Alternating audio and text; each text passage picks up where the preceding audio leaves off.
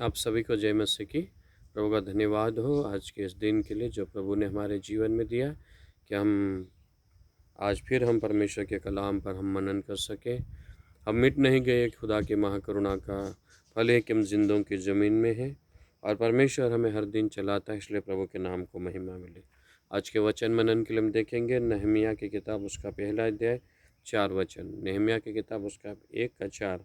परमेश्वर का वचन यहाँ पे कहता है, मेरे प्रियो, ये बातें सुनते ही मैं बैठकर रोने लगा और कितने दिन तक विलाप करता और स्वर्ग के परमेश्वर के सम्मुख उपवास करता और यह कहकर प्रार्थना करता रहा।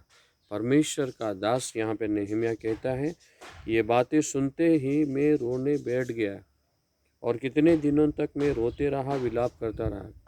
कौन सी बात के लिए? अगर आप पढ़ोगे तो एक वचन में लिखा है, अकल्या के पुत्र नहमिया के वचन 20वें वर्ष के किस्लेव नामक महीने में, जब मैं सुसन नामक राजगढ़ में रहता था। परमेश्वर का वचन कहता है किस्लेव नामक महीना यानी कि दिसंबर का महीना। किस्लेव जो महीना है वो यहूदियों का और हमारा दिसंबर का महीना। तो परमेश्वर का वचन कहता है, मेरे प्रियो, कि जब यहाँ पर नहमिया राजगढ़ में रहता है और अच्छी जगह में रहने वाला, उसे कोई चिंता नहीं, कोई परेशानी नहीं, क्योंकि सब कुछ परमेश्वर उसके लिए प्रबंध करके रखा था और परमेश्वर उसके साथ था और परमेश्वर ने एक उस ऊंचे स्थान में उसे रखा हुआ था।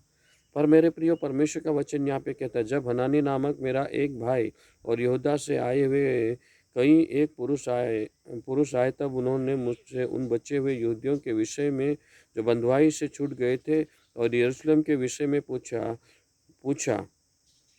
यहाँ पर उनके कजन भाई 1600-1700 किलोमीटर दूर से जब उसके पास में आए, तो यहाँ पर नहमिया उनसे पूछता है कि मेरे भाई लोग जो बंधुआई से छूट के गए हैं, वहाँ पर उनकी क्या हाल चाल है, वो कैसे हैं, उनकी हाल चाल पूछा। तो वहाँ उन्होंने उनसे कहा, 3 वचन उन्होंने मुझसे कहा, जो बचे हुए लोग ये बंधुआई से छूटकर उस प्रांत में रहते हैं, वे बड़ी दुर्दशा में पड़े हैं और उनकी निंदा होती, क्योंकि यरूशलेम की सरपना टूटी हुई और उसके फाटक जले हुए हैं। यहाँ पर उन्होंने कहा कि वहाँ जो लोग छूट के गए हैं उनकी हालत ठीक नहीं है, उनकी हालत ठीक नहीं है। और नहमिया से उन्होंने कहा कि मंदिर के जो यरूशलेम की सरहपना टूटी पड़ी है और उसके फाटक जले हुए हैं। एक अच्छी सुख सुविधा में रहने वाला बंदा, एक अच्छी जगह रहने वाला, उसे कोई घटी नहीं थी, कोई कमी नहीं थी। बाइबल का वचन कहता वो राजगढ़ में रहता था, राजगढ़ में रहता था उसको, वो नहमिया राजगढ़ में रहता था और उसको कोई घटी नहीं थी, सारी सुविधा उसके पास में। पर क्या हुआ मेरे प्रियो, कि जब उन्होंने ये बातें सुनी तो वो रोने लगा। वो राजगढ़ का जो सुख सुविधा उसे अच्छी नहीं, परंतु वो जो अपने भाइयों की उसको चिंता थी कि मेरे भाइयों की हालत कैसी है। आज भी हमारे भी आसपास में ऐसी दशा है मेरे प्रियो, आसपास में हमारी दशा ऐसी है, हालात बिगड़े पड़े हैं, लोग परेशानी में हैं, लोग बंधनों में हैं, लोग बीमारी में हैं, दीवारें गिर रही हैं, सरपना टूट रही हैं, बहुत सारी प्रॉब्लम है हमारे सामने, आप सबको दिख रही हैं। ऐसे समय में हम क्या कहें? हम अपनी सुख सुविधा में लगे हैं या उन लोगों के लिए हम आंसू बहाकर रोकर दुआ करते हैं? ये बातें सुनकर नहमिया रोने लगा और परमेश्वर के सामने उपवास प्रार्थना करने लगा, अपने लोगों के लिए रोने लगा, अपने लोगों के लिए वो प्रार्थना करने लगा। आज मेरे प्रियो, जब इस समय में हम परमेश्वर के वचन को और उसकी पवित्र हुजूरी में हम आए हैं, परमेश्वर चाहता है कि हम अपने लोगों के लिए रोए और अपने लोगों के लिए हम दुआ करें, अपने लोगों के लिए प्रार्थना करें कि वो लोग मन फिराए, पश्चाताप करें, खुदा के सामने जीवन दे। 1 दिन, 2 दिन, 5 दिन, 10 दिन, 15 दिन, 20 दिन, 25 दिन, 1 महीना, कितना यहाँ पर नहमिया ने प्रार्थना किया, कितने दिन तक उनके लिए विलाप करता रहा, कितने दिन तक उनके लिए वो वहाँ पे रोता रहा, कितने दिन तक। बाइबल का वचन वहाँ पे कहता है कि वो अपने लोगों के लिए वो विनती करता रहा, स्वर्ग के परमेश्वर के सामने वो बना रहा और उनसे वह प्रार्थना करते रहा। और दूसरा वचन का पहला वचन कहता है, मेरे प्रियो, अर्थशस्त्र राजा के 20वें वर्ष के निसान नामक महीने में, निसान नामक महीने में, यानी कि अप्रैल का महीना, दिसंबर से लेके अप्रैल तक, वो 4 महीने तक अपने लोगों के लिए विलाप करता रहा, 4 महीने तक अपने लोगों के लिए रोता रहा, 4 महीने तक अपने लोगों के लिए वो प्रार्थना करता रहा, उपवास करता रहा। मेरे प्रियो, प्रभु के सामने वो बना रहा। पिछले महीने से निसान महीने तक, दिसंबर से लेकर अप्रैल तक, जो निसान का महीना है वो अप्रैल का महीना। नहम्याह यहाँ पर कई समय तक उनके लिए प्रार्थना करता रहा, कई समय तक उनके लिए दुआ करता रहा। कि हम कितने समय, एक दिन दुआ करते थक जाते हैं, हाँ दुआ करेंगे। बहुत से लोगों के पास में, हमारे पास में फ़ोन आते हैं कि हमारा फलाना बीमार है, प्रार्थना करना। हम बोलते हैं हाँ दुआ करेंगे, पर उनके लिए दुआ नहीं कर पाते, भूल जाते, क्योंकि हमें तो भूलने की आदत है ना। हमें याद कहाँ रहता है। जब आपको याद आए उसी घड़ी उसके लिए प्रार्थना करो, उसी घड़ी उसके लिए प्रार्थना करो, उसी समय उसके लिए दुआ करो। मोबाइल में प्रार्थना उनके लिए प्रार्थना करो, फ़ोन लगा के उनके लिए प्रार्थना करो। आप उनके लिए घर पे नहीं जा सकते हो, इस लॉकडाउन के समय में उनके घर पे नहीं जा सकते, उन्हें फ़ोन लगा के मोबाइल पे उनके लिए दुआ करो, उनके लिए प्रार्थना करो। यहाँ पर नहम्याह 4 महीने तक उनके सामने प्रार्थना करता रहा, 4 महीने तक वो परमेश्वर के सामने उनके लिए दुआ करता रहा, प्रार्थना करता रहा। आज भी मेरे प्रियो, ऐसे लोगों के लिए हमें दुआ करना है, जो बंधन में पड़े हैं, जो पाप में पड़े हैं, जो अधर्म में फंसे हैं, जो बुराई में फंसे हैं, जो ऐसी बंधुआई में हैं, जिनकी हालात ठीक नहीं है, दुनिया की सारी सुख सुविधा होने के बाद भी हालत ठीक नहीं है। यहाँ पर नहम्याह राजगढ़ का, जो राजगढ़ में रहता था, सुख सुविधा में रहता था, उन बातों की उन्हें चिंता नहीं थी। उन बातों की चिंता थी तो अपने भाइयों की, अपने भाइयों की।